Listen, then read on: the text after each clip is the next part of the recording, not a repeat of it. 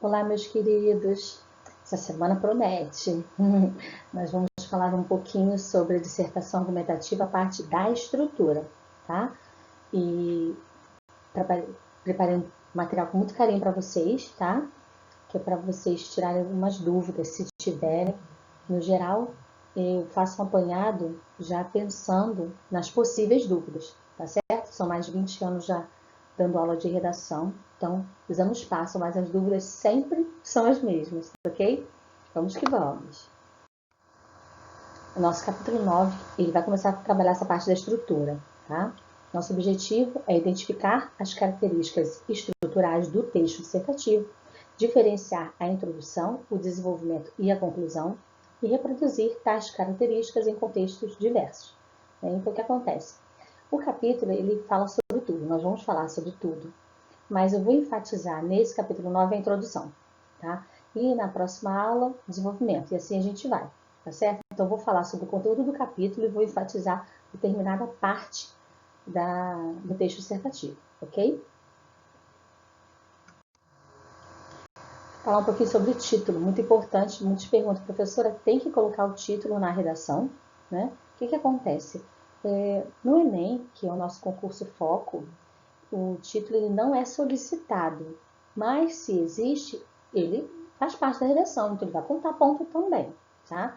E o título, a minha orientação sempre, dos principais professores de redação, é que o título ele seja a essência dele nominal. O que é isso, professora? Ele ser composto somente por nomes. Nós temos na classe gramatical, são várias classes. Eu tenho verbo, ele só não pode ter o verbo, tá? Então, ele precisa ter nome somente. Então, por exemplo, luz que brilha, seria um título. O amanhã que desponta, seria um título. A ideia do nome por que o nome, professora? Porque o nome ele vai sintetizar melhor a mensagem passada no texto. E o ideal é que o título seja dado depois que todo o texto está escrito. Ah, professora, mas eu quero colocar o título antes. Tudo bem. Vai ficar engessado, vai ter que fazer o que o título orienta. Porque se eu escrevo o título de uma coisa e escrevo uma redação sobre outra, já penei muito. A penalização é mortal. Tá? Então, ou pensa num título que fique confortável para você prosseguir na construção do texto, ou espera. Então, tem aí umas dicas, né, de como o título funciona, ele vai dar um atrativo, é quase uma porta de entrada para a sua redação. Então, quanto mais criativo o título for, melhor para a sua avaliação no todo, perfeito? Professora, não me senti à vontade, não quero colocar, show. As melhores redações, elas têm títulos criativos, sim, tem um texto criativo, sim. Então, tudo está condizente, tá certo? Eu tenho aí as 3 partes do texto dissertativo, que é a introdução, que vai apresentar o tema, o recorte, que você fará dele. Então, ela vai apresentar o tema e vai fazer um recorte do que você vai escrever. Evitar rodeios e diretamente ao ponto, a objetividade é uma característica do texto dissertativo, tá? É recomendável que a tese seja exposta para direcionar a leitura e mostrar sua linha de raciocínio. A tese, como nós vimos na aula anterior, a tese é um pensamento que eu vou levar para todo o texto, tá? Lembre-se de que na dissertação, seus argumentos devem ser usados para convencer quem está lendo. Então, a todo tempo eu preciso convencer o leitor. Todo tempo. Introdução, desenvolvimento, conclusão, tudo. Convencer de que o que eu escrevi está certo, o meu raciocínio é o lógico, é o melhor, ok? E no desenvolvimento, eu vou defender a tese que foi colocada na introdução. Uma parte está ligada à outra. Eu não tenho partes independentes no texto, tá? E o que eu vou apresentar? Justificando de forma consistente, apresentando os argumentos. Nós vimos também na aula anterior que o começo do parágrafo é a introdução, depois vem o desenvolvimento, que são os argumentos, e depois o fechamento do parágrafo, tá? De maneira mais clara possível, que o leitor compreenda o seu ponto de vista, eu preciso ser objetivo, claro, ok? Para deixando tudo organizado. E uma dica é reservar um parágrafo para cada argumento, analisando todos os aspectos que você quer abordar. Então, coloquei os aspectos na introdução. Eu já disse que eu vou abordar. Então, um parágrafo para um parágrafo para outro. Isso é muito importante. Essa sistemática, essa separação é importante para que o leitor se posicione, entenda que você fez o seu melhor. Então, coloquei 2 argumentos na introdução. Eu vou falar sobre pandemia, eu vou falar sobre a informática na pandemia e o caos na saúde. Então, um parágrafo para cada. Pronto. Ok? E a conclusão, eu vou retomar as ideias expostas na introdução, ver que é todo encadeamento, tá? Junto com os principais argumentos que a justificam para confirmar a tese e encerrar o debate. Diferente das outras redações, no Enem, é essa parte que você deve propor a solução ao problema a partir dos pontos já levantados durante sua redação. Não cabe colocar, como escrito acima, não é para colocar assim. Visto isso, ou então diante disso, tá? Começa a conclusão já com conectivo, para mostrar que você está fechando o seu texto e mostra já a solução. O importante é, professora, mas como que eu vou fazer a solução? Eu preciso problematizar no meu desenvolvimento. Preciso mostrar o problema. Já, vamos dizer assim, no finalzinho da introdução, já coloca uma situação problemática, de acordo com o que você vai defender. Então, colocar um problema é muito importante para você ter o que solucionar. O aluno ele não faz a conclusão se ele não consegue problematizar no desenvolvimento da redação, ok? A estrutura física do texto. A estrutura isso aí é uma matemática, tá? Que a matemática está em todas as disciplinas mesmo. Precisa ter essa ideia. Se o meu texto tem que ter no mínimo 20, no máximo 30 linhas, como eu vou dividir? Então, a introdução, nesse padrão de 20 a 30, tem que ter no mínimo 4, no máximo 6, o objetivo dela, tá? Que nós já vimos. Desenvolvimento, no mínimo 2 parágrafos, no máximo 3, porque eu preciso desenvolver, eu não posso começar e acabar. Parágrafo com 2, 3 linhas não existe desenvolvimento, tá? Não no texto dissertativo, argumentativo para o Enem. Pode ter outros tipos de redação, mas para o Enem, não. A conclusão, em torno de 5 a 7. Tem conclusão com 10 linhas. Por quê, professora? Porque eu preciso solucionar da melhor forma, preciso fechar a ideia, solucionar, dizer como aquilo se resolve, tá? Então, eu posso ter um mínimo de 5, mas tem conclusões maiores do que 7. Tudo vai depender do seu texto, da quantidade de linhas que você conseguiu deixar para a redação, para a conclusão. Isso tudo vai pesar na hora também de avaliar. Essa estrutura física é muito importante para um olhar perfeito sobre como você dividiu as partes do texto. Então, isso também vale ponto. A introdução. A introdução ela precisa ser direta, simples e objetiva. Eu venho falando isso porque vocês precisam entender que não é enrolando que vocês vão ter pontuação. Na teoria parece fácil, mas é mais simples do que parece, tá? Desculpa, na teoria parece difícil, mas é mais simples do que parece. Então, como é que eu vou conseguir isso tudo, tá? Tenha em mente o seguinte: primeiro, todo o texto gira em torno da introdução que você elaborou e é nessa introdução que vamos dizer o que o texto vai falar. É a introdução que vai direcionar o leitor. É aí que ele vai saber se vai ler o texto, se vai interessar, se o texto é ruim. Geralmente é na introdução. O tamanho ideal de uma introdução é de 2 a 4 frases.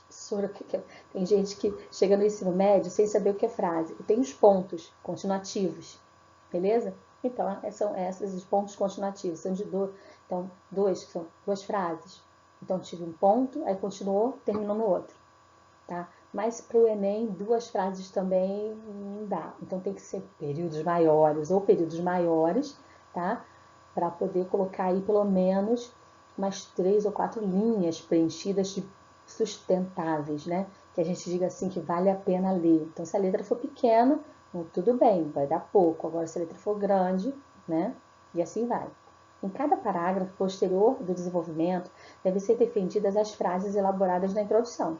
Vamos explicar isso com um exemplo para ficar mais claro, tá? Então, a gente precisa entender que se eu coloquei na introdução, eu preciso voltar aquilo no meu desenvolvimento, tá? Vamos ver aí, antes de ver o exemplo de introdução, ver as expressões para começar. Professora, como eu começo o texto? Caramba, eu nunca sei como começar. Tem gente que não consegue desenvolver, muitos não saem da introdução, só faz a introdução, não consegue fazer mais nada. Tem gente que conclusão não suporta, mas o mais difícil de todos ainda é começar, tá? E nós vamos ver isso em todas as partes do texto, mas partículas, né, que orientam o desenvolvimento também não será diferente, conclusão idem, em termos que eu possa começar da melhor forma e usar também depois. Para começar, eu tenho, é de conhecimento geral que a pandemia chegou de surpresa e todos os países do mundo se viram, vamos continuar. Já é um começo, é uma partícula que te orienta. Ou então, todos sabem que em nosso país, há tempos, observa-se um descaso com a saúde pública e com a chegada da pandemia, ficou tudo ainda pior. Então, você já, olha só, quando começa já dá um engate, tá? Cogita-se com muita frequência de que é importante cuidarmos da saúde pública no Brasil. Já é uma primeira frase, ponto. No entanto, pouco se tem visto, aí vocês vão já estudar né? Como eu falei, já direciona. Muito se debate hoje em dia referente à saúde pública e quanto mais os governantes falam, menos se pratica. Ó, que isso, hein? Então, assim, tem muitos, né? Esses são alguns dos mais, assim, que dá para ajudar melhor. Ah, professora, muita gente usa. Não, tem muita gente que nem lembra disso na hora que faz. Mas para quem não tem partículas, né, para orientar, isso já ajuda. Para quem tem dificuldade de escrever, isso já ajuda, tá? Nós temos aí também maneiras diferentes de começar a introdução. E eu tenho formas também de, como é que eu faço já ouvi falar de um monte de coisa, né?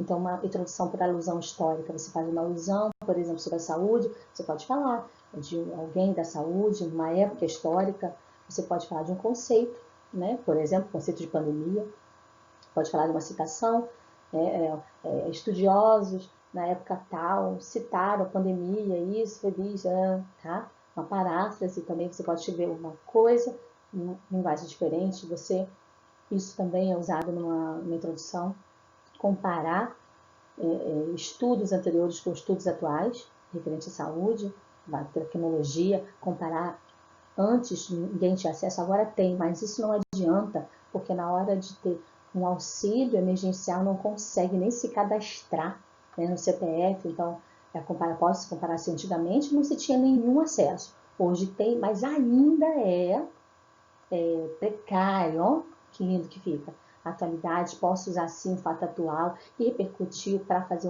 um contraponto com a atualidade. Então, posso fazer por no ano passado, né, e agora é assim, tá? Cinemas, músicas, livros, muito usado, filmes, pode usar filmes todos que vocês quiserem, desde que ele faça um link com o assunto existente no tema, tá? Cultura, tradição, a cultura é o costume de um povo, né? Então isso também pode ser usado para dar aquela melhorada na introdução. Então, tudo isso pode ser usado como recurso para melhorar a sua introdução e torná-la ainda mais eficiente e para o cara da banca conseguir, pô, esse aluno sabe o que está dizendo, tá? Exemplo, então, de introdução, onde o tema é internet. Então, vamos aqui ver que a apresentação do tema está em azul e a apresentação da tese em vermelho. Então, diz o seguinte, a internet é o principal ícone tecnológico do século XXI e inaugurou em nossa sociedade a cultura da era digital. E isso, arrasou, apresentou, já disse do que se trata, tá? A proposta de redação. Agora vem apresentando a tese que vai ser defendida no decorrer do texto, tá? Sua principal característica é o fato de proporcionar ao usuário o poder de compartilhar informações e ideias para o mundo inteiro, manifestando a integração de conteúdo a nível global. Então, vai falar sobre aí o compartilhamento de informações, a gente pode citar esse compartilhamento, tá? Pode falar de fake news, que é compartilhar sem saber da fonte, sem saber que aquilo é seguro, tá? E vai para o mundo inteiro, então pessoas são prejudicadas por isso, manifestando a integração de um nível global, onde todos têm acesso a tudo ao mesmo tempo. Isso é muito importante, tá? Então, isso é um tema muito atual. E eu posso trabalhar várias coisas dentro daquilo que foi dito nessa introdução, a partir do meu desenvolvimento, ok?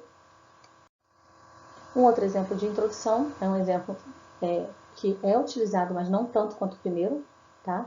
é um pouquinho mais difícil, mas tem uns que vão se identificar com esse tipo de introdução, ok? E na apostila, com certeza no decorrer dos capítulos, depois que eles falarem melhor da estrutura, tem capítulo separado de introdução, capítulo separado de desenvolvimento. A gente vai retomar isso também. A ideia é que vocês fiquem craques e que não consigam esquecer, que chegam à próxima aula, e a professora citou isso na outra aula, e a professora falou disso. Isso é fato. Isso só vai acontecer, porque quanto mais eu falar, a ideia é que vocês memorizem. Quem assiste os vídeos vai memorizar com certeza e isso vai auxiliar muito na hora de construir o texto, tá? Então, nós temos aí guerras, terrorismo, fome, violência, preconceito. No terceiro milênio, o homem ainda não conseguiu resolver graves problemas que o cercam. Isso é a tese. É aí que vai nortear todo o meu texto, tá? A tese é o que está em azul, perfeito? Isso acontece por quê? Aí eu começo a explicar já no meu primeiro argumento. Existem populações imersas em completa miséria, tá? Então, já justifica a fome. Esse é o primeiro argumento. Vem o argumento 2 agora. A paz é interrompida frequentemente por conflitos internacionais. E o último argumento, e além do mais, olha o conectivo aí, o meio ambiente encontra-se ameaçado por sério desequilíbrio ecológico. Lá vem o argumento 3. Então, eu preciso de 3 parágrafos de desenvolvimento. Quantos eu citei na introdução, quantos será o meu desenvolvimento. E eu tenho que continuar exatamente nessa ordem, eu não posso mudar a ordem. Se eu coloquei o argumento 1, ele vem primeiro do desenvolvimento, então ele é o primeiro parágrafo do desenvolvimento e o segundo da dissertação. Perfeito? Então é nessa ordem. Isso acontece por isso, ó, pronome é conectivo, tá? E além do mais conectivo, eu preciso ter esse cuidado também em usar os termos conectivos na minha introdução, no meu desenvolvimento e na conclusão, tá? É um pouquinho mais trabalhoso esse modelo, também é usado, para vocês terem ideia do que se pode fazer, tá? Então, agora a nossa atividade, eu tenho alunos, tenho diversos alunos, né? No segundo ano, no terceiro, tem uns alunos que falam assim, professora, eu não vou fazer o Enem, tá? Quem não quer fazer o Enem, quem não é o propósito desse ano fazer o Enem, não precisa se preocupar em fazer os exercícios de produção de texto, ou seja, elaborar texto dissertativo, não precisa. Pode enviar só os exercícios menores, tá? Como eu falei, os exercícios conceituais, esses aqui, sempre quando eu passo, é porque eles fazem um resumo do módulo, tá? Isso eu não lembro se eu falei isso para vocês, mas é sempre assim. Ou eles são importantes para fechar a ideia. Então, esse exercício conceitual desse capítulo, né? Qual é a estrutura do texto, qual é o objetivo do título, tá tudo no nosso módulo, tá? No nosso capítulo. Qual é a função da introdução, quantos parágrafos, tudo isso é um resumo. Quem não for fazer o Enem pode fazer só os conceituais. Quem for fazer o Enem e quiser só fazer a produção, show. Se quiser fazer os dois, show também, tá? Eu vou explicar para vocês essa proposta, eu gostei dela, porque é uma coisa que eu costumo sempre falar. Tem aluno que diz assim, professora, mas esse tema é muito difícil. Nada é difícil quando a gente pensa. Não é. A gente tem que pensar de maneira lógica. Então, por exemplo, esse tema é o seguinte, o humor pode ter total liberdade ou deve ter limites éticos ou morais? Quando eu falo do humor, o humor é algo abstrato. Para eu conseguir falar sobre ele, eu tenho que concretizar esse abstrato. Então, eu preciso concretizar o humor para poder falar sobre ele de forma concreta no texto dissertativo, tá? Que diz aí cerca de 30 linhas, pode ser um pouquinho mais, um pouquinho menos, desculpa, mas não, tá? Então, tem essa ideia. Aí diz também para incluir pelo menos uma piada, que pode ser tomada como exemplo de humor. Vocês podem fazer pesquisa na internet. Como eu disse anteriormente, é ideal fazer pesquisa para vocês saberem do que estão falando, para falar com aquilo com firmeza, tá? Então, vamos aqui à proposta.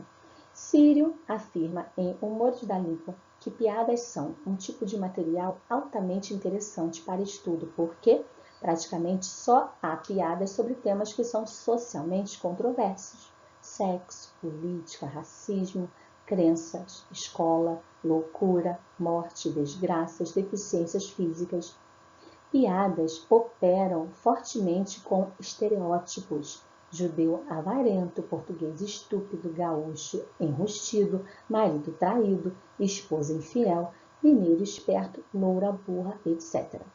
Piadas são quase sempre veículo de um discurso proibido, subterrâneo, não oficial. casamentos por interesse, governos corruptos, professores incompetentes, religiosos sem vocação, etc.